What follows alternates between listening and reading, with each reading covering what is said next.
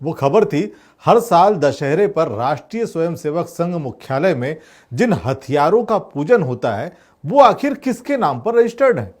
ये सवाल उठाया नागपुर के ही एक आरटीआई एक्टिविस्ट मोहनीश जबलपुरे ने। सुनिए।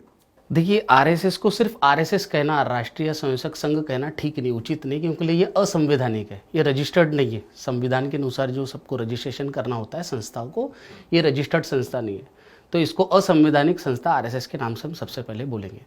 अब बची बात इनके शस्त्र पूजा की, हम लोग हमेशा देश भर में देखते हैं दशहरे के दिन ये लोग बहुत हथियारों का जखीरा लेकर देश में अलग अलग स्थानों पे, कहेंगे कि हर शहर में ये लोग डिस्प्ले करते हैं शस्त्रों को, और डिस्प्ले करके गन दिखती है वहाँ पे, यानी अग्निशस्त्र हमको दिखते हैं, शस्त्र दिखते हैं। तो मैंने सोचा कि चलो नागपुर का हेडक्वार्टर है, मैं भी सेम पुलिस स्टेशन है, आरएसएस भी सेम पुलिस स्टेशन है, तो मैंने पुलिस स्टेशन कोतवाली में एक आरटीआई लगाया कि ये जो शस्त्र है क्या ये लाइसेंसी है, लाइसेंसी है तो किसके नाम से है, और जब इलेक्शन होते हैं तब ये इलेक्शनों में ये शस्त्रों को जमा कराया जाता है क्या, इलेक्शन के समय या दंगों के समय जब जिलाधिकारी कलेक्टर साहब होते हैं वो एक सर्कुलर निकालते हैं कि आप शस्त्र को जमा करा दीजिए, तब ये शस्त्र जमा होते हैं क्या। तो मैंने इसके लिए आरटीआई लगाई, तो पुलिस स्टेशन से जवाब निरंक आया। निरंक का मतलब यह है कि वो जो जखीरा है शस्त्रों का, मैं तो पूरे देश की बात करूंगा, पर अभी हम आरएसएस मुख्यालय के पास में रहते हैं, आरएसएस मुख्यालय नागपुर का है, तो मैंने यहाँ पे सोचा कि जब ये नागपुर का, जहाँ पे सरसंघ चालक जिसकी पूजा करते हैं, वो शस्त्र अगर इल्लीगल है तो इसका मतलब पूरे देश के शस्त्र इल्लीगल है। तो मैंने उसकी पुलिस स्टेशन में कंप्लेंट की कि आप ये इल्लीगल शस्त्र है, आप इनके ऊपर कार्रवाई करिए। जब उसके ऊपर कोई कार्रवाई नहीं हुई तो मैं उस चीज़ को लेकर मैं अभी कोर्ट गया हूँ और कोर्ट से भी नोटिस इशू हुआ है। फिलहाल ये मामला कोर्ट में है और कोर्ट ने नोटिस जारी कर जवाब दाखिल करने को कहा है, लेकिन सवाल है कि आखिर संघ हथियारों का पूजन क्यों करना चाहता है और इस तरह हथियारों का प्रदर्शन आखिर क्यों किया जाता है। हम इसका भी खुलासा करेंगे, लेकिन इससे पहले जान ले कि आखिर इसी दिन ये पूजन होता क्यों है। दरअसल इतिहास के अनुसार सम्राट अशोक महान ने युद्ध की विभीषिका को देखकर हमेशा के लिए हथियार को त्यागने का प्रण ले लिया था और शांति पर आधारित बुद्ध धम्म को अपना लिया था। वह दिन अशोक विजयादशमी कहलाता है और इसी को आधार मानकर डॉक्टर बाबा साहब अंबेडकर ने उसी तिथि को नागपुर में धर्म परिवर्तन करके धम्म स्वीकार कर लिया था, यानी कि बुद्ध धम्म स्वीकार कर लिया था। अब वो सवाल कि इसी दिन आरएसएस नागपुर में हथियारों का प्रदर्शन और पूजन क्यों करता है, क्या ये कोई धार्मिक आयोजन है या इसका कुछ और मकसद है? नहीं, आरएसएस कोई फेस्टिवल नहीं मनाता, आरएसएस को हिंदू धर्म का फेस्टिवल नहीं मनाता है। आरएसएस अपना स्थापना दिवस मनाता है। दशहरा जो है 1925 को दशहरे के दिन उनका स्थापना दिवस है, वो अपना स्थापना दिवस शस्त्रों की पूजा कर मनाता है। अब वो शस्त्र दिखाकर किसे डराना चाहते हैं ये तो पूरा देश जानता है। इनको जो एक डर पैदा करना है, देश में एक डर का माहौल बनाना है, शस्त्रों की पूजा करते हैं। क्यों हिंदू धर्म के बाकी के फेस्टिवल नहीं है? दिवाली ये लोग इतने धूमधाम से ही नहीं मनाते, राखी नहीं मनाते, होली नहीं मनाते, ये लोग सिर्फ शस्त्र पूजा को टारगेट करते हैं। तो मैं आपको बताना चाहूँगा सबसे पहले कि इनकी जो स्थापना हुई 1925 को दशहरे के दिन हुई, इसलिए ये लोग शस्त्र पूजा वाला सारी चीज़ें वो एक्ट करते हैं, वो एक देश में डर का माहौल बनाने के लिए।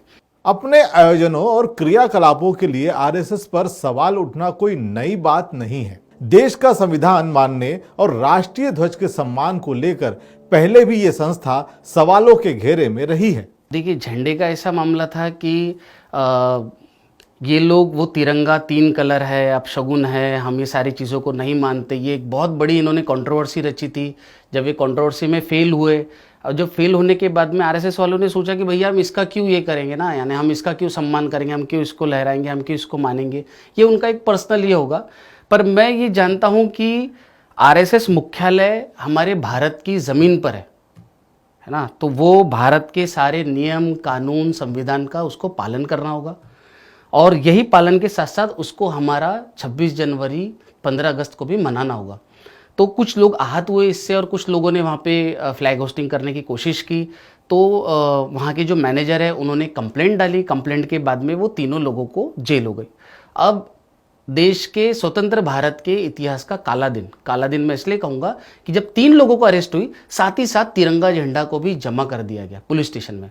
अब हम बोलेंगे कि ये जो राष्ट्रभक्ति सिखाते हैं, जो झूठी राष्ट्रभक्ति की बात करते हैं, इनकी कंप्लेंट पर हमारा तिरंगा झंडा जमा हो गया, जमा होके वो पुलिस स्टेशन में जमा रहा। आरएसएस ने कभी दखल नहीं दिया। 2013 को जब वो केस खत्म हुआ, तीनों लोगों को बरी कर दिया गया। उसके बाद में जिला न्यायालय ने एक ऑर्डर दिया। ऑर्डर में चौथे नंबर का ऐसा था, पहले नंबर पे था तो इनको बरी कर दिया गया है, बास था वो बिना मूल्य दे उसको नष्ट कर दिया जाए। उसमें आखिरी का था कि तिरंगा झंडा या राष्ट्रीय ध्वज रहने के कारण इन्हें सम्मानपूर्वक जिलाधिकारी को दे दिया जाए। तो 2013 से जो आरएसएस जिन्होंने कंप्लेंट की थी, 2013 से 2022 तक वो तिरंगा झंडा पुलिस स्टेशन में जमा रहा। और मोदी जी वो तिरंगा यात्रा कर रहे हैं। मोदी जी वो तिरंगा अभी 15 अगस्त के दिन उन्होंने बहुत बड़ा फेस्टिवल मनाया, तिरंगा तिरंगा तिरंगा बोल के इन्होंने अपने ट्विटर वगैरह पे भी डाल दिए थे। लेकिन जब तिरंगे का सम्मान करने की बात आई थी तो इसको इन्होंने पुलिस स्टेशन में जमा रखा, और जमा रह के वो 7 साल तक एक्स्ट्रा रहा। मैंने उसके ऊपर फिर मैंने पिटीशन लगाई, वो तिरंगा अभी बाइज्जत पुलिस स्टेशन से जिलाधिकारी साहब को दे दिया गया है। कानूनी रजिस्ट्रेशन और जरूरी बैंक अकाउंट के बिना इस संस्था का कारोबार आखिर कैसे चलता है, किस फंड से इनके खर्चों की व्यवस्था होती है, और क्या इन्हें ऑडिट रिपोर्ट नहीं देनी पड़ती? ऐसे कई सवाल हैं जो आम टैक्स पेयर नागरिक के मन में उठते रहते हैं। अब इन्हीं सवालों को आरटीआई एक्टिविस्ट मोहनीश जबलपुरे ने भी उठाया था। कोरोना काल में इन्होंने बहुत बढ़ चढ़ के बताया था, इनका RSS.org नाम का एक ट्विटर अकाउंट है। इन्होंने बहुत बढ़ चढ़ के बताया था कि हमने 1,10,04,46 लोगों को राशन किट दी। बाद में आया था कि जो पैकेट रहते खाने के पैकेट हमने 10,03,76 लोगों को दिए। यानी आपको पता है उन्होंने एक एक लोगों को जोड़ा, उसमें उन्होंने एक एक अंश दिखाया कि हमने एक एक व्यक्ति का हमने काउंटिंग किया है। आप मुझे बताइए, जब पहला लॉकडाउन लगा था इन्होंने जो वो बताया 1 करोड़ 10 करोड़ लोगों को बांटा, इनके ट्विटर हैंडल पे आज भी है। तो जब हम उनका कैलकुलेशन लगाए तो वो 1,000 करोड़ रुपए होता है। अब मैं पूछना चाहूँगा, साधारण सी बात है, जब पहले लॉकडाउन में कोई व्यक्ति अपने घर के बाहर नहीं निकल पाया तो इन्होंने 1,000 करोड़ रुपये कहाँ से जमाए? तो इसका इनके पास में कोई रिकॉर्ड नहीं है, क्योंकि मैं आपको बताना चाहूँगा रजिस्टर्ड नहीं है, तो इनके पास में कोई बैंक अकाउंट नहीं है। तो इन्होंने ऑनलाइन तरीके से तो इन्होंने पैसा नहीं मंगाया, बात क्लियर हो गई। तो इन्होंने ये 1,000 करोड़ रुपए कहाँ से जमाए? तो इसको लेके मैंने चैरिटी में कंप्लेंट डाला। कंप्लेंट डालने के बाद में जब चैरिटी से मुझे रिप्लाई आया कि यह संस्था नोंदणीकृत नहीं है, इसलिए हम इसके ऊपर कोई कार्रवाई नहीं कर सकते, जिसके बाद में मैंने इनकी कंप्लेंट ईडी में डाली, जो मेरी आज भी कंप्लेंट ईडी में चल रही है।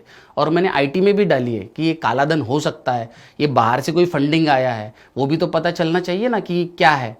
और अगर वो गलत नहीं है, वो चोर नहीं है, तो फिर उन्होंने जब दूसरा लॉकडाउन लगा, जब दूसरे लॉकडाउन में सख्त ज़रूरत थी लोगों को कि ऑक्सीजन सिलेंडर की थी, खाने की थी, उस समय उन्होंने ट्विटर अपने अकाउंट पे कुछ भी नहीं डाला। एक बिस्किट का पैकेट देते हुए भी उन्होंने इसमें फ़ोटो नहीं डाली, क्योंकि इसके पहले ये सारी चीज़ों में मेरे प्रकरण में पेपरबाजी हो चुकी थी। तो उन्होंने दूसरे लॉकडाउन में बिस्किट का पैकेट बांटा, ये भी नहीं डाला। तो इसका मतलब कहीं ना कहीं वो चोर है, इससे साबित होता है। और इनका सेम ऐसे ही जो ये पथ संचलन करते हैं, पथ संचलन जब ये लोग करते हैं तब हम लोग देखते हैं कि लाठियाँ लेकर निकल जाते हैं। लाठियाँ लेके जाने की जो परमिशन होती है पथ संचलन की होती है, वो पुलिस फोर्स को होती है, हमारे यहाँ की फोर्सेस को होती है। वो हम वो जो फोर्सेस होती है वो शांति सुव्यवस्था के लिए सारी चीज़ें करती है, मार्च पास करती है, ताकि अगर कोई गलत तरीके से अगर कोई प्लान कर रहा है या वहाँ पे शांतता भंग करने के काम कर रहा है तो उन लोगों को एक मैसेज जाए। पर बाद में हमको पता चला कि यार ये जो पथ संचलन करते हैं, ये जो लाठी लेके लोग जो घूमते हैं, मैंने आरटीआई लगाई कि इसकी पुलिस परमिशन की मुझको कॉपी दी जाए। ये लोग कभी पुलिस परमिशन वगैरह तो लेते हैं नहीं किसी चीज़ की, पर इन्होंने 2018 में पुलिस परमिशन ली थी, क्योंकि हमारे माजी राष्ट्रपति नागपुर आए हुए थे और इसलिए इन्होंने पुलिस परमिशन ली। वो मार्च पास किया लाठियाँ लेकर, 700 लोग लाठियाँ लेकर चले। अब मैं आपको उस पुलिस परमिशन की एक खास बात बताऊंगा। उसमें लिखा था कि लाठी काठी का उपयोग ना करें, उसका प्रदर्शन ना करें। इन्होंने शोल्डर पे रखा, ने प्रदर्शन किया, उपयोग किया। बाकी भी और भी नॉर्म्स थे, जैसे कि हाथी घोड़े वगैरह लेके ना घूमे, पर इन्होंने लाठियों का इसमें पूरा ये किया, प्रदर्शन किया। इन्होंने पुलिस परमिशन इन्होंने तोड़ मरोड़ करके फेंक दिया। इनकी तो आदत ही कि हम संविधान को नहीं मानते, हम कानून को नहीं मानते, इनकी तो आदत ही है। ठीक है, उन्होंने अपना वहाँ पे रोल अदा कर दिया। उसके बाद में मैंने ये सारी चीज़ लेके फिर पुलिस स्टेशन में मैंने मोहन भागवत और संपूर्ण आरएसएस के ऊपर मैंने कंप्लेंट की। जब कंप्लेंट के ऊपर कोई कार्रवाई नहीं हुई तो मैं उसको लेके कोर्ट गया, जहाँ से नोटिस इशू हुआ था मोहन भागवत को। और इसी प्रकार इनकी जो और भी अवैध तरीके से जो इनके सारे काम चलते हैं, उसके ऊपर मेरी कहीं ना कहीं कुछ ना कुछ कंप्लेंट होती है। अब मैं आपको बताना चाहूँगा कि ये सबसे पहले तो एक इलीगल संस्था है, ये रजिस्टर्ड नहीं है। चैरिटी में मेरी एप्लीकेशन लगी हुई है कि ये संस्था मुझे दे दी जाए करके। और अब हम इनकी सारी चीज़ों पे बात करेंगे तो इनकी जो शाखाएं लगती है नागपुर शहर में नहीं, पूरे जो देश में शाखाएं लगती है, मैंने आरटीआई से जवाब मांगा, पूरी की पूरी शाखाएं इलीगल है। अगर मुझको या कोई भी संस्था को अगर कहीं पे हम ग्राउंड पे अगर मीटिंग लेते, कोई फ्लैग लगा के, या हम लोग रोज़ अगर मीटिंग लेते, रोज़ नहीं एक बार भी अगर मीटिंग लेते हैं, तो हमको पुलिस स्टेशन की परमिशन की सख्त ज़रूरत होती है। इनकी कहीं पे भी कोई भी पुलिस स्टेशन से इन्होंने कोई भी परमिशन नहीं ली है। ये मेरे पास में आरटीआई का रिप्लाई है। इनका जो हेडगेवार स्मारक समिति है, जिसके ऊपर भी मेरी कंप्लेंट है, इनकी जो हेडगेवार स्मारक समिति है, ऑक्यूपेंसी सर्टिफिकेट नहीं है इनके पास में नागपुर महानगर पालिका का। फिर भी यहाँ पे इनके वो तृतीय वर्ग शिविर, द्वितीय वर्ग शिविर लगते, लोग रहते हैं बगैर ऑक्यूपेंसी सर्टिफिकेट के। तो मोहनीश, क्या आप ये संस्था हथियाना चाहते हैं? नहीं, मैं हथियाना नहीं चाहता हूँ। मैं जनता को बताना चाहता हूँ कि ये रजिस्टर्ड नहीं है। मेरा हथियाने का, इनका नाम लेने का मेरा कोई ये नहीं है, यानी मेरा कोई इनका नाम नहीं चाहिए, कुछ नहीं चाहिए।